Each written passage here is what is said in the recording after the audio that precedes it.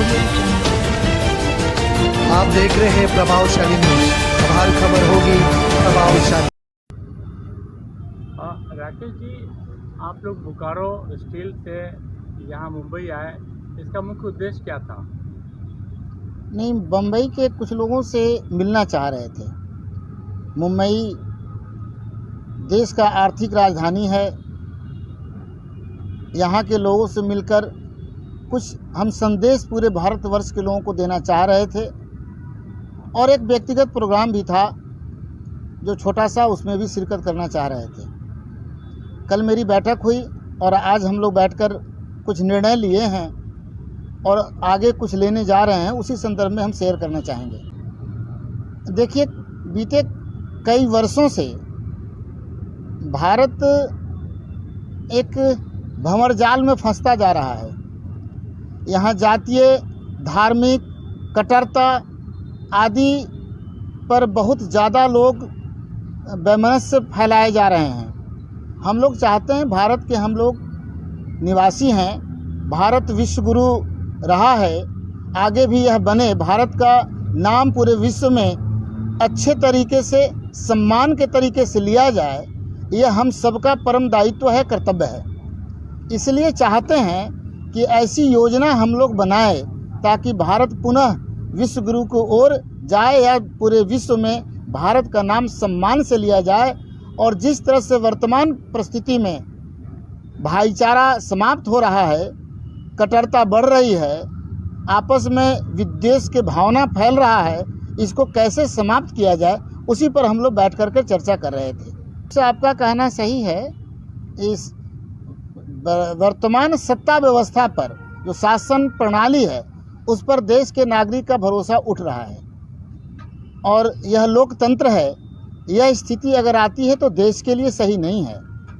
इसलिए इसको विश्वास प्राप्त करना चाहिए, और भारत के नागरिकों के प्रति इनको सजग होकर के उनके मन में अपने स्थान नहीं बनाएंगे तो लोकतंत्र पर खतरा भी हो सकता है।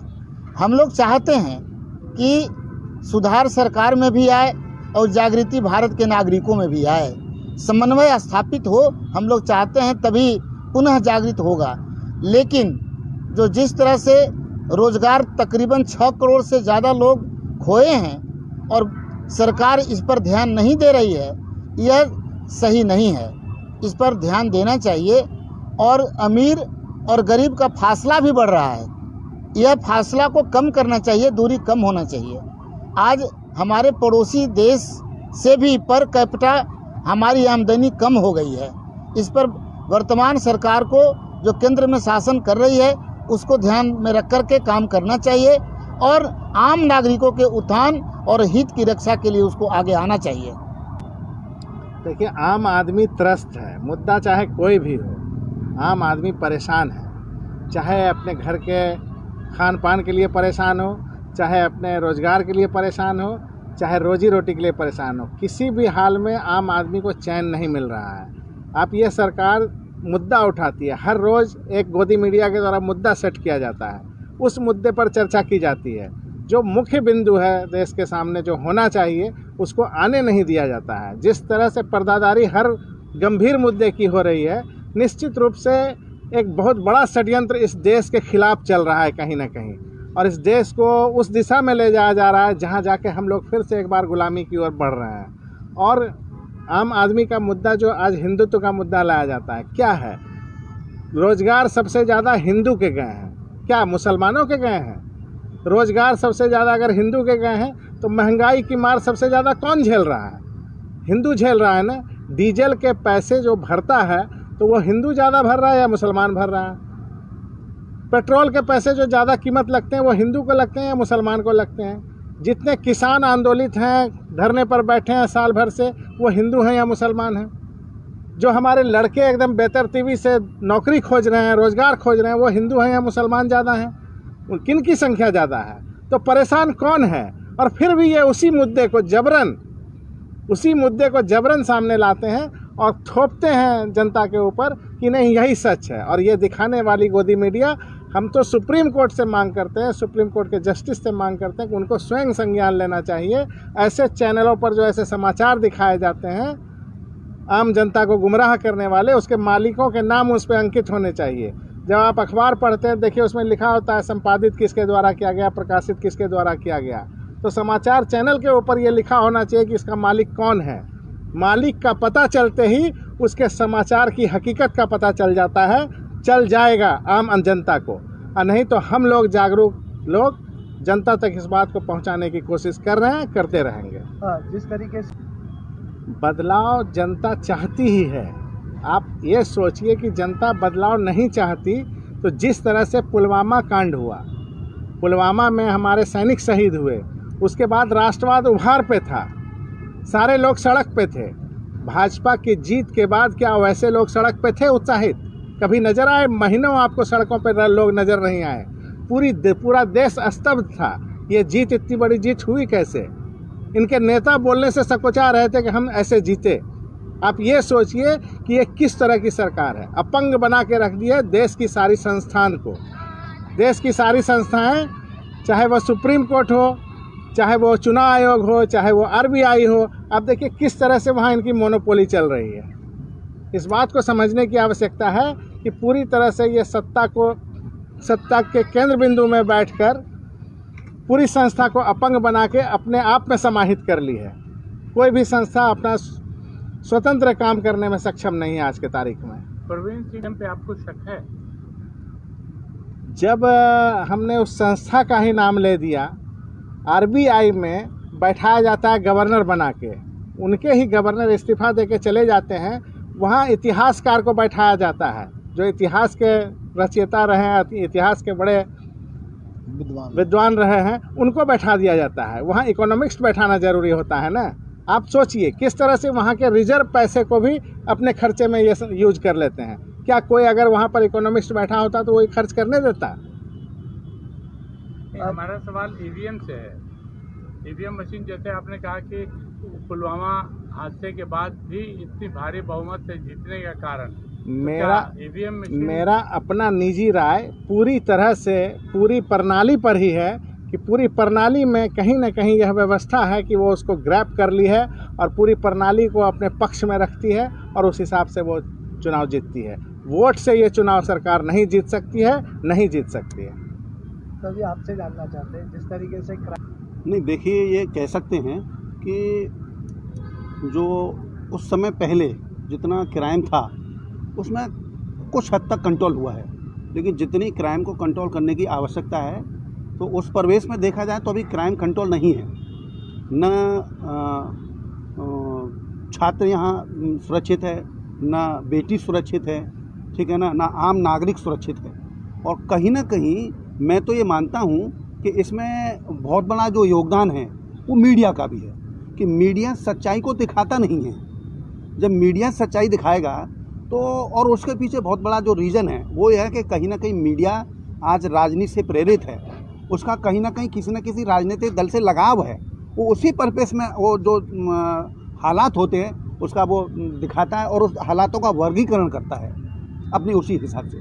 तो क्राइम कंट्रोल अगर कहा जाए तो मेरे हिसाब से अभी क्राइम कंट्रोल जो होना चाहिए वो तो अभी नहीं है। आप उत्तर प्रदेश के आगरा से रिलेटेड है, तो क्या वहाँ की मीडिया भी ऐसा ही कर रही? जी, मीडिया तो देखिए, मैं अब क्या कहूँ, मीडिया तो पूरे देश की मीडिया वही है ना। मीडिया जिस दिन सच्चाई को दिखाना चालू कर देगी तो मैं समझता हूँ क्राइम भी कंट्रोल होगा। और आज जो बहुत बड़ी जो दो जातियाँ डेवलप हो रही है, गरीब और एक अमीर, इसमें भी कमी आएगी। आज जो हमारा नौजवान है, जो शिक्षित नौजवान है, वो कहीं ना कहीं उसके मन में एक डर पैदा हो गया है कि शिक्षित होने के बाद भी मुझे जो मुझे हक है, जो समुचित मुझे रोज़गार मिलना चाहिए, सर्विस मिलनी चाहिए, वो नहीं मिलेगी। अभी देखिए हाल में एक नया सिस्टम डेवलप हुआ है कि उसका केवल चाहे वो BTech हो, MBA हो, है ना, या इंजीनियर हो, वो भारत सरकार के पास जाएगा और एक प्रत्याबंधन देगा और उसका मात्र इंटरव्यू होगा और संघ लोक सेवा आयोग उसको डायरेक्टरेट सचिव यानी IAS बना देगा। ये तो परिपाटी गलत है ना। इससे कहीं ना कहीं जो छात्र जो पढ़ने का काम कर रहे हैं, तैयारियां कर रहे हैं, तो उनका मन तो कुंठित होगा ना। और जब मन कुंठित होगा तो हो सकता है वही नौजवान क्राइम की तरफ भी बढ़ेंगे। जब उनको रोज़गार नहीं मिलेगा तो वो जो कुंठित होकर के तो क्राइम की तरफ बढ़ेंगे ना। अराजकता। राकेश जी, आप बोकारो स्टील सिटी से हैं, वो भी देश के मतलब बड़े शहरों में से गिना जाता है। क्या आपका एक और भी उद्देश्य है कि सारे समाज के लोगों को एक मंच पे लाना? हाँ, मैं वर्तमान परिस्थिति में चाहता हूँ कि पूरे भारतवर्ष के लिए एक भारतीय भाईचारा समिति बने और सारे धर्म, सभी जाति के लोगों का उसमें समावेश हो, और जो पिछले कई वर्षों से जो आपस में टकराहट बढ़ रही है उस पर अंकुश लगे। तो मुंबई में आने का और लोगों से बात करने का यह भी मेरा एक उद्देश्य रहा कि मैं यहाँ के लोगों से इस विचार को शेयर करूं और लोगों को आमंत्रित करूं कि भारत के परिवेश के लिए भारतीय भाईचारा समिति का गठन हो और इसका नेतृत्व मुंबई जैसा शहर, महानगर करे, ये हम चाहते हैं। इसके लिए आपने कुछ लोगों से भी मुलाकात की है, उनमें असलम भाई भी हैं। हाँ, असलम साहब से हमारी बात हुई है और पॉजिटिव इनका विचार रहा है। मैं चाहता हूं कि असलम भाई साहब इसको लीड करें, आगे बढ़ें, हम लोग इनका साथ देंगे। असलम भाई, आप इस बारे में क्या बोलना चाहेंगे? आज माननीय राकेश कुशवाहा जी से मुलाकात हुई, बहुत अच्छा है। भारत की एक अच्छी सोच रखते हैं और सर्व समाज की बात कर रहे हैं। हम इस पे हम लोग विचार करेंगे। बहुत अच्छा विचार इनका आया है और हम लोग भी सहयोग करेंगे। आज के दौर में सबसे ज़रूरी है एजुकेशन और हेल्थ। सरकार इस पे विशेष ध्यान दे और रोज़गार, ये तीन चीज़ पे काम करना चाहिए। ना जात पे, ना पात पे, ना धर्म पे, इस पे नहीं हम लोग को काम करना चाहिए। कोई भी इंसान है, पहले इंसानियत है, हम लोग इंसान हैं, इंसानियत की बात होनी चाहिए, भाईचारे की बात होनी चाहिए। अगर रोड पे किसी का एक्सीडेंट हो जाता है तो कोई नहीं पूछा जाता कौन है जात का, तुरंत उसको हॉस्पिटल ले जाता है। इसी तरह कुछ नेताओं ने हम लोगों के बीच में जहर बोया है, उसको हम लोग पढ़े लिखे शिक्षित लोग, समाज सेवी लोग, उससे हम लोग जनता को बता रहे हैं कि देखिए, मुद्दे पे सब चीज़ बात होनी चाहिए, जात पात पे नहीं किया। अगर भूख लगेगा तो आदमी इंसान ही मदद करेगा, खाना खिलाएगा। इसलिए हम लोग को तीन चीज़ ज़्यादा ज़रूरी है, चाहे अमीर हो या गरीब हो। एजुकेशन ज़रूरी है, स्वास्थ्य ज़रूरी है, हेल्थ सेक्टर में भी हम लोग को काम होनी चाहिए। बहुत ऐसे ग्रामीण क्षेत्र हैं जो रूरल इलाका है भारत का, आज भी एक वहाँ प्राथमिक स्वास्थ्य केंद्र नहीं खुल पाया है, तो वहाँ पे वैसे ग्रामीण क्षेत्रों में भी प्राथमिक स्वास्थ्य केंद्र खुले। फिलहाल आप एक संस्था चला रहे हैं और जैसा कि राकेश जी ने कहा कि यहाँ एक भाईचारे का एक संस्था होना चाहिए, इसको आप कैसे हैंडल करेंगे? इस पे हम लोग अपने संस्था के जो पदाधिकारीगण हैं उनसे हम लोग चर्चा करेंगे, कमेटी का लोग बैठक करेंगे, फिर कमेटी में जो निर्णय लिया जाएगा सर्वसम्मति से फिर हम आगे बताएंगे आप लोग को। ताजुद्दीन भाई, आप भी बहुत दिनों से मुंबई में हैं और इस संस्था से जुड़े हुए हैं, आप क्या विचार रखते हैं? देखिए, जो आए हुए हमारे सब प्रिय दोस्त बहुत बेहतरीन मशवरा दिए हैं और हम लोग अपना निजी राय भी है कि जब जात पात धर्म से उठ के काम करना है देश के लिए, हम लोगों को सबसे ज़रूरी है देश। हमारा देश कैसे ऊंचाइयों में पहुँचे, हमारा देश का नाम कैसे रोशन हो। जैसे आज अन्य खेलों में भी आज हमारे लोग बढ़ चढ़ के हिस्सा लेते हैं और सब अच्छे खेलों में, ओलंपिक हो या किसी तरह से खेल है जो बढ़िया पदक लाते हैं, तो यहाँ तैयारियाँ होती है। यहाँ के बच्चे और जो नया यंग लोग हैं तो वहाँ से जीत के लाते, कितना खुशी होता है। उसी तरह से जो यंग जनरेशन है, तो यंग जनरेशन को मेरा अपना एक सोच है और मैं इन लोगों से रिक्वेस्ट है कि जात पात भेदभाव धर्म को छोड़ के और देश के हित में काम करना चाहिए। हर हमारा एक गांव का एक नौजवान डेवलप होगा, पढ़ेगा लिखेगा शिक्षित होगा, वो अच्छा कमाएगा, अपना घर परिवार को शिक्षित करेगा, तो वैसा हर एक नौजवान अपना घर शिक्षित करेगा, वो पूरा गांव शिक्षित होगा, गांव शिक्षित होगा, जिला शिक्षित होगा, जिला शिक्षित होगा, एक स्टेट शिक्षित होगा। वैसा पूरा देश को हेल्थ और शिक्षा में ही विश्वास रखना चाहिए। ज़िंदगी की लाइफ का कोई गारंटी नहीं है। धर्म सब अपना अपना जहाँ जिसका है अपने अपने धर्म में खूब कट्टरता रहे, उससे हमको कोई दिक्कत नहीं। हम लोग इसको कॉन्क्रीट वर्क करने के बारे में बात करना चाहेंगे, जैसा कि राकेश जी ने कहा।